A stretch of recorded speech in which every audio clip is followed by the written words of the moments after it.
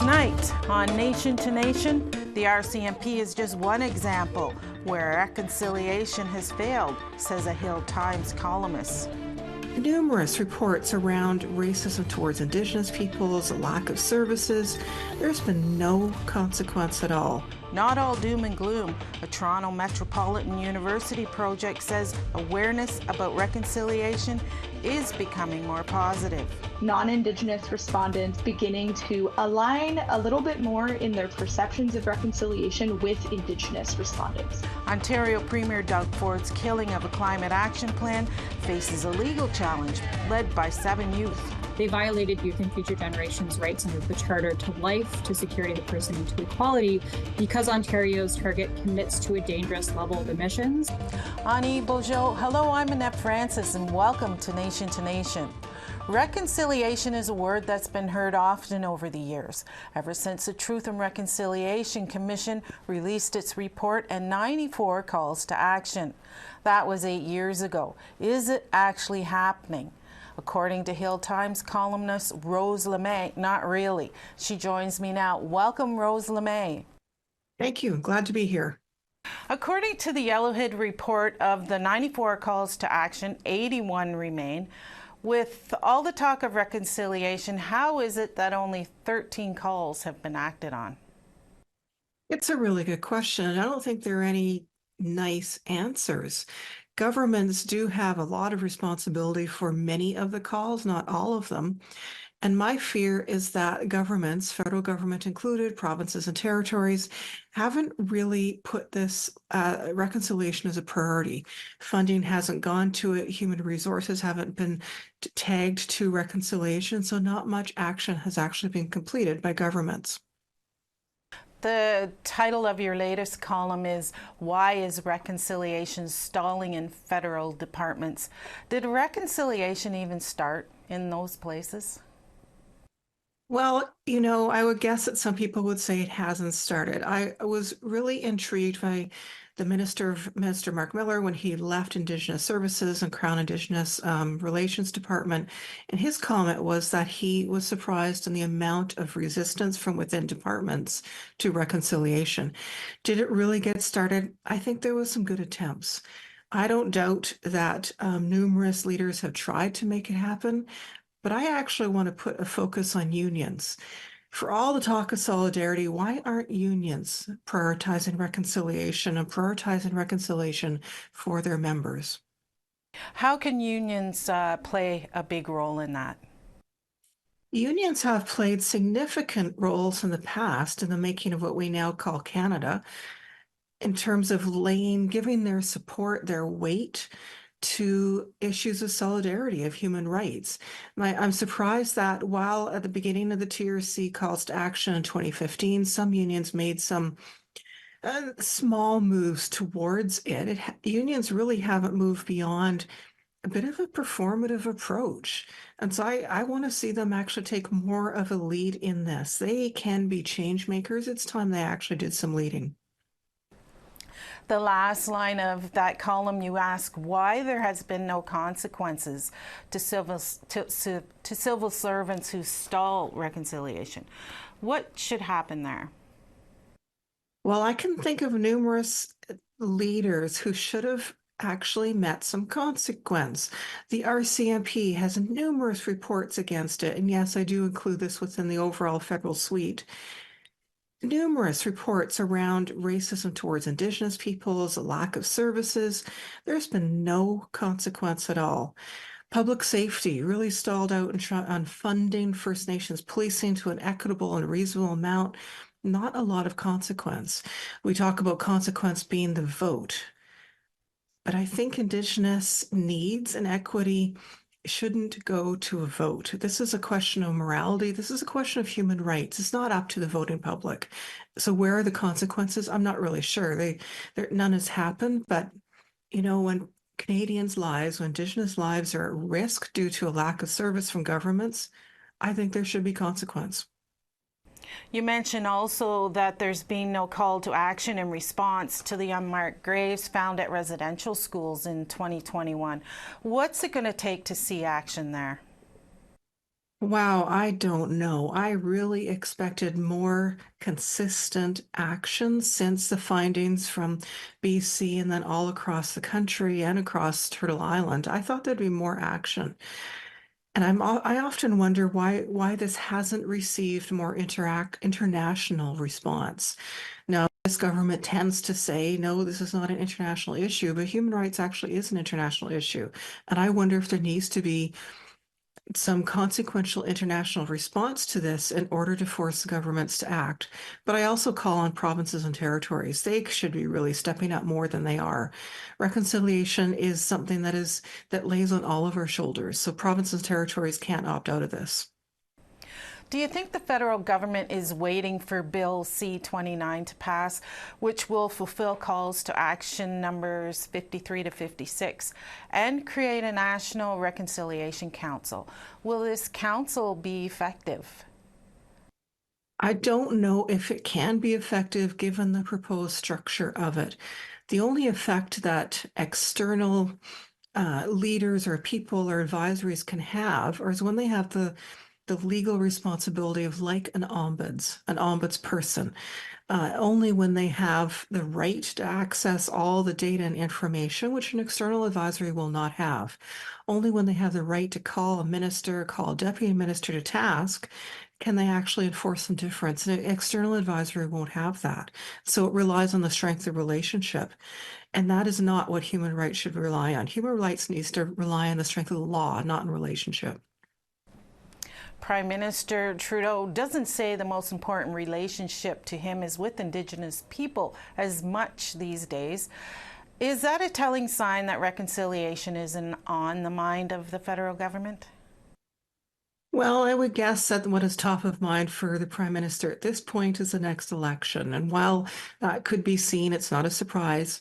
It's worrying that other parties actually are not talking about reconciliation. What are the Conservatives saying? What are the NDP saying? This is not a party platform. This is a human rights issue.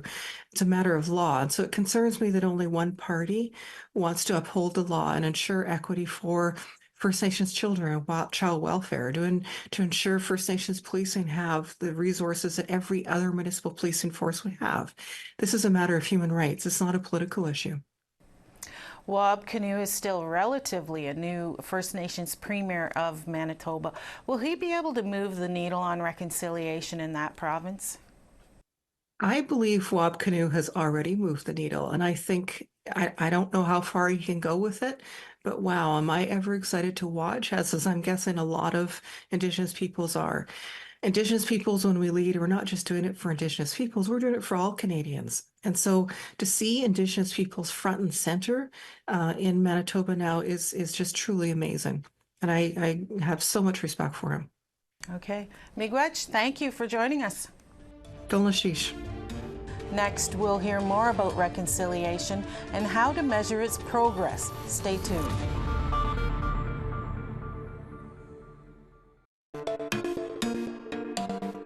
Anine, welcome back. According to our next guest, reconciliation is progressing. Alordanan Efimov is an assistant professor at the Toronto Metropolitan University. She's involved in a research project that measures the progress of public perception to reconciliation. It's called the Canadian Reconciliation Barometer. She joins me now. Welcome to Nation to Nation. Thank you. So what is a reconciliation barometer? That is a great question. A reconciliation barometer is an attempt to measure perceptions or progress toward reconciliation, usually on a societal level. What is the purpose of it? So the purpose of a reconciliation barometer is to track progress towards reconciliation, usually across time, with the long-term goal of ensuring that we are on the right track and continually moving toward reconciliation. Okay.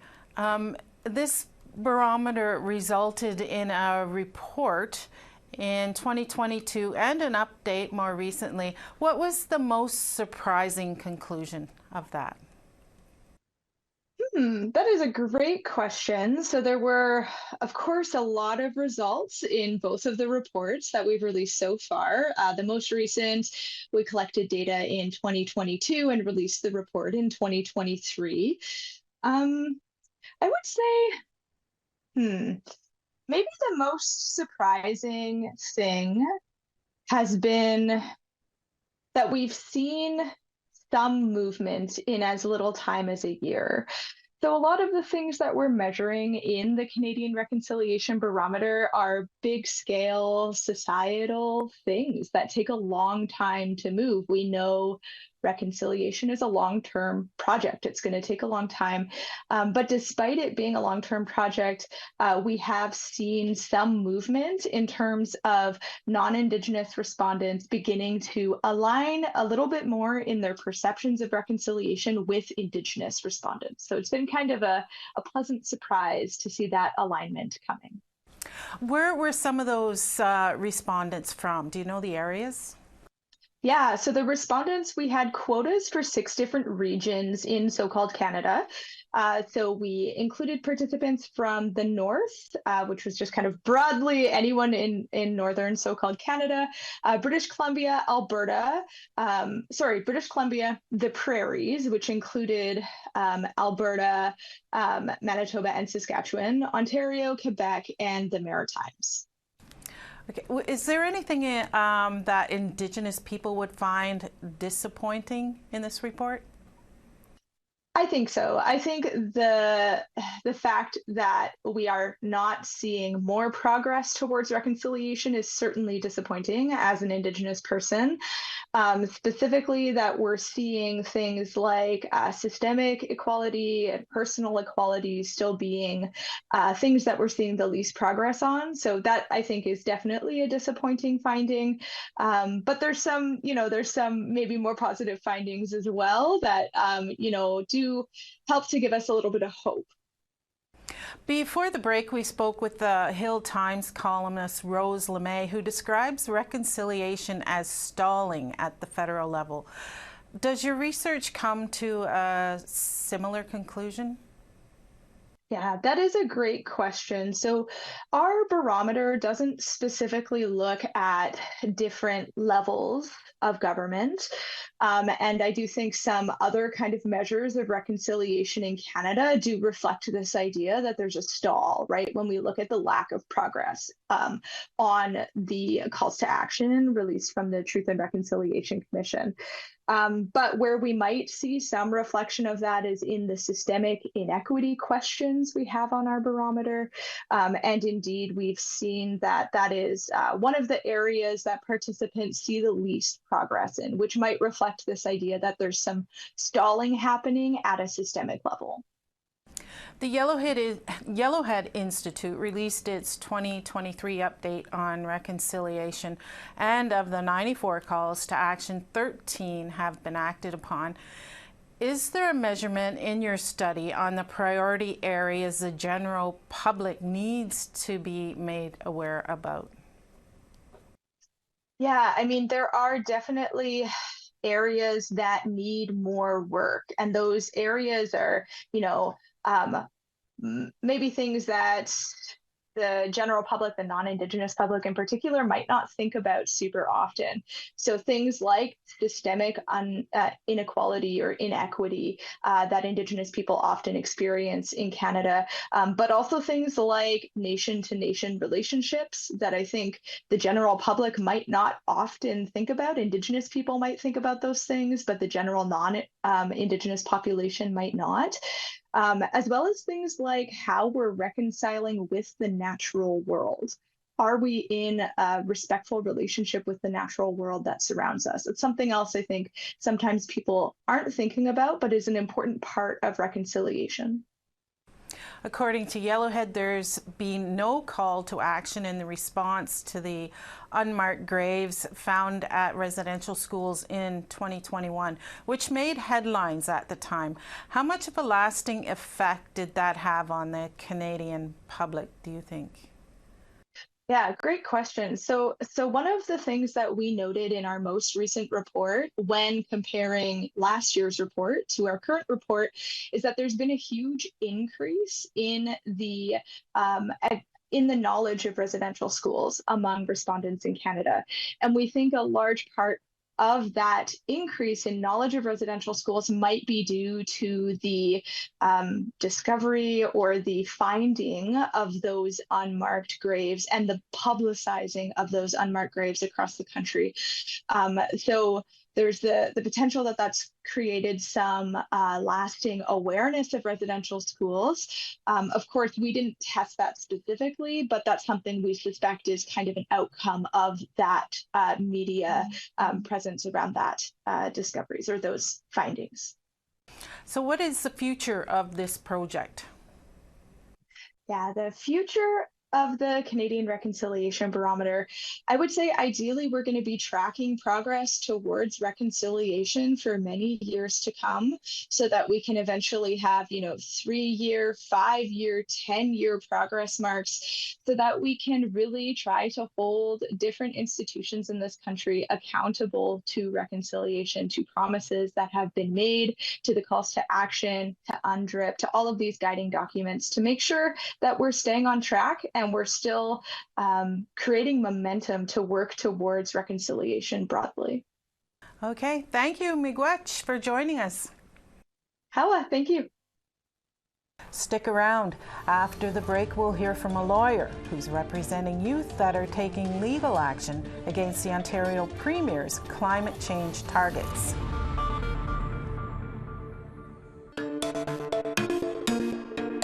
Anine, welcome back. 7 Ontario youth, 3 of them from First Nations, continue to fight against the Ontario government's stance on climate targets. It's a legal case that began in 2019 in response to Premier Doug Ford's 2018 Cap and Trade Cancellation Act. That put an end to ex-provincial Liberal Premier Kathleen Wynne's goal to lower greenhouse gases in Ontario by putting caps on the amount of pollution companies could emit. The youth say that the province is violating their charter rights to life, liberty, and security of person. Canada's largest law charity continues to defend their claim. Danielle Gallant is a lawyer with Equal Justice. She joins me now. Welcome, Danielle. Thank you. Your clients are suing the Ontario government in their words, weakening climate targets. How is this a violation of the Canadian Charter of Rights and Freedoms, and why? So our youth applicants are arguing that when the Ontario government made the decision to backtrack on its climate ambition and to set a 2030 climate target that is completely out of line with science, they violated youth and future generations' rights under the Charter to life, to security of the person, and to equality, because Ontario's target commits to a dangerous level of emissions, which are in line with catastrophic levels of impacts in the province. This challenge has had some setbacks over the years. The Ontario Superior Court dismissed the application, but it wasn't all bad. The judge also found the case is justified. What else was acknowledged by the judge, and what could it mean for the appeal? So that's absolutely right. Despite the fact that the overall result of the decision was that the case was dismissed, there were some really important findings within that decision. The first important finding were that the judge fully endorsed climate science. She accepted that climate change is real, it's happening, it's causing harmful impacts to Ontarians, it disproportionately impacts young people and Indigenous peoples, and that the world needs to seriously reduce emissions in order to limit global warming, in order to avoid the worst impacts. The judge also found that Ontario's target is increasing the risks of harm and death to Ontarians because it is so far out of line with science. And so these are very important findings that we will continue building on in this appeal. The argument was heard recently at the Ontario's Court of Appeal. How confident are you about a win? I think we're feeling, quite good about how the hearing went. It was also just a very important moment for our clients, our youth, the 7 youth involved in this case, because it was their first actual time in a courtroom.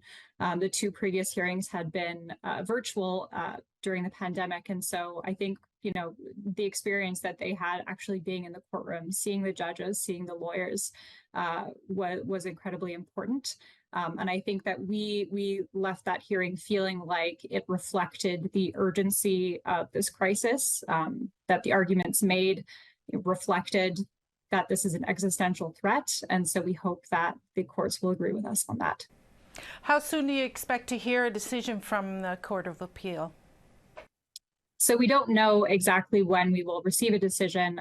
It could take as long as a year, and it could come out as soon as in 4 months. And so given the urgency of the issue in front of us, I'm hoping that it'll come out earlier rather than later. What would a win mean for Canada, science, and the environment? I think a win in this case would be very significant, both on the legal side, because it would be the first time in Canada that a government would be held accountable for its climate target being inadequate and in fact dangerous. Obviously, it would also, just the fact of holding a government accountable on the basis of the charter would mean that other governments in Canada would receive the message that they also can be held accountable by people in those provinces or in the country. And so I think it would set a really important legal precedent, but also be very significant throughout the country, and also for the public to be aware that what Ontario is doing is unconstitutional and violates young people's rights. How old are the 7 individuals you're representing, and what is it that makes them stand out? So the young people involved in this case, when we launched, were between 12 and 24, and I believe they're now between 16 and 28. And, they all have their own reasons for being involved in this case, but what unites them is the fact that they're all very concerned about climate change and the impacts that it is already having and will continue to have. And also that their government is, not merely backing away from the problem, but actually actively causing increased harm. And so, that's one reason that unites them, but they're all leaders in their respective communities. They've all been taking action before this lawsuit, during this lawsuit. They will likely continue after as well, and show leadership in their own communities on climate impacts. And so, they're truly respective leaders on the climate front. What are you hearing from Canadians about the case? I think a lot of people find it empowering that young people are rising up and going through the court system to hold their governments accountable. We've also seen more and more cases like this being launched both in Canada and throughout the world. And so the young people involved in this case are part of this kind of global movement to hold governments and other actors accountable for the climate crisis. And so I think we've received a lot of messages of encouragement, and that they're thankful that these young people are showing this leadership and bringing Ontario to court. Okay, Miigwech, thank you for joining us. Thank you very much. That's it for tonight's episode of Nation to Nation. Miigwech, and have a good evening. And if you missed any part of tonight's show, you can check out our podcast. Go to aptnnews.ca/podcast.